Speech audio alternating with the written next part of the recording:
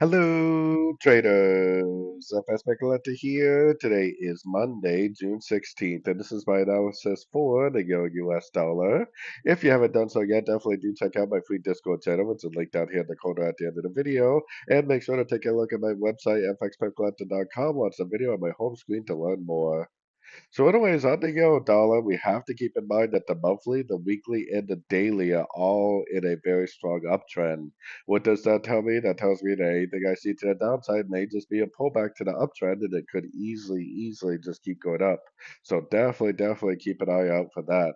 Now on this 1 hour time frame, to me, it definitely looks like a possible five waves down. Makes you think that this is possibly a wave A. I got my Fibonacci retracement on the move down because this move up could very easily be a wave B. So keep an eye on this 61 and the 78% Fibonacci retracement.